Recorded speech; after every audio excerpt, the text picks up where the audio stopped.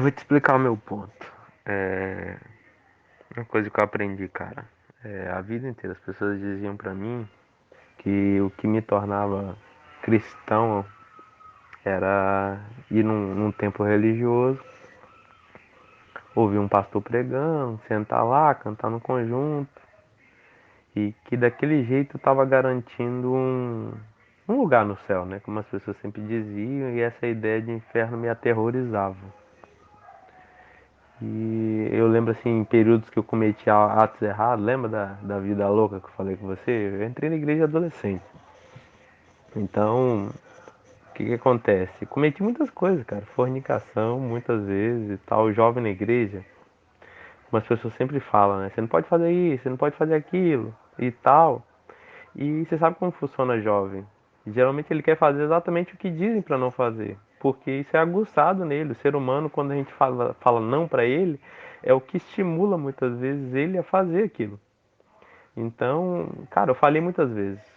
Então, muitas vezes eu estava dentro da igreja, mas me sentindo condenado, porque eu estava praticando coisas erradas que as pessoas não sabiam. Então, o que eu fazia? Às vezes eu confessei uma, confessei duas e tal, aí começou a acontecer uma situação que eu, para não me expor aquela humilhação, eu saía da igreja. Aí depois eu falava, vou aceitar Jesus de novo, vou voltar e beleza, Deus esqueceu de tudo, porque quando eu aceito Jesus, Deus apaga todo o meu passado. Então foi assim que as pessoas me ensinou. O que me garante a salvação é o que? Levantar a mão e ir lá na frente.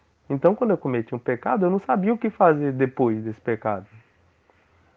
Eu já não aguentava mais ir lá na frente, pedir perdão à igreja, falar com todo mundo, ficar à frente da igreja pedindo perdão, falando que é, ou seja, e aquilo só expunha a minha vida e só me colocava numa posição em que as pessoas me julgavam cada vez mais. E esse julgamento que elas faziam a meu respeito fazia com que eu vivesse num ciclo vicioso, ou seja, cada vez eu me expunha, cada vez eu ia praticando os mesmos erros. Os erros eram sempre o mesmo. E é engraçado, pode observar. A pessoa que entra na igreja, por exemplo, ela entrou viciada. O problema dela vai ser sempre o vício.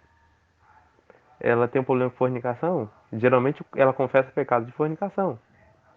Por quê? É um ciclo. As pessoas elas vão sendo condenadas, vão sendo enxergadas daquela forma, porque muitas vezes a gente não olha com aquela visão cristã de perdoar a pessoa mesmo.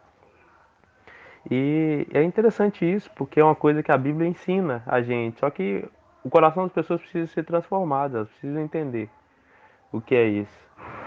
Então, chegou um momento da minha vida que eu comecei a ficar meio, sabe, chateado com aquilo e decepcionado. E eu falava, caraca, esse negócio não é pra mim, não.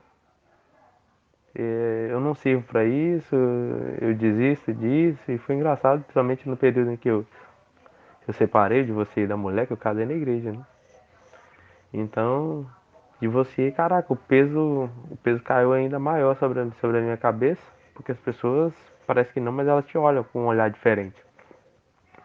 Então foi interessante, porque esse pior momento da minha vida foi o momento em que eu conheci a Cristo de verdade. Interessante que é o que? Eu já tinha mais de 10 anos na igreja, cara, mas ninguém nunca apresentou o evangelho pra mim. O que é o evangelho? Aonde está a boa nova do evangelho? Sabe? Aí a Bíblia, você abre a Bíblia fala que existe uma paz que excede todo entendimento. E eu nunca tinha conhecido essa paz.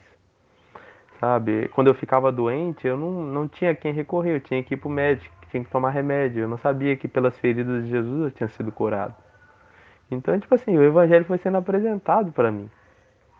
E hoje eu confesso para você que cada dia mais que eu conheço, mais livre eu vou me tornando, e vou me tornando, e vou conhecendo essa paz que excede todo entendimento. Por isso que hoje, sabe, muitas vezes, graças a Deus, cara, nada me afeta.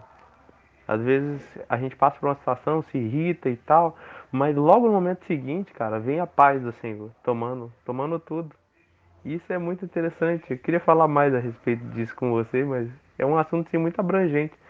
Então é um assunto muito grande. Então é uma coisa que a gente tem que falar aos poucos. Mas, cara, existe uma verdade por trás disso. E não tem a ver com as quatro paredes. Tem a ver com uma presença que está conosco todos os dias, todos os momentos. Lá na igreja é um momento, muitas vezes, em que você tem menos tempo para adorá-lo. Só que existe uma unção, né? Existe uma unção compartilhada com todos os irmãos. Existe uma coisa maravilhosa.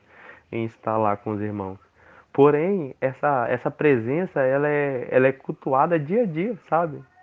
Nos piores momentos do seu dia, sabe? Nos problemas de trabalho, no seu problema familiar, criação de filhos, enfim, nas circunstâncias mais adversas, Deus quer que a gente peça o seu conselho. Ele quer que a gente pratique a sua presença, que lembre que Ele está conosco, que ele não nos abandona, que Ele está com a gente nos piores momentos.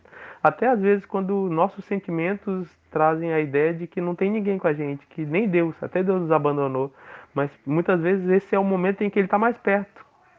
Só que às vezes a gente está tão, sabe, obcecado pela nossa dor, pelas circunstâncias difíceis, que a gente não consegue enxergar a presença de Deus. Então, cara, essas coisas são maravilhosas, assim, de falar. Eu vou falando dessas coisas, meu coração vai se enchendo.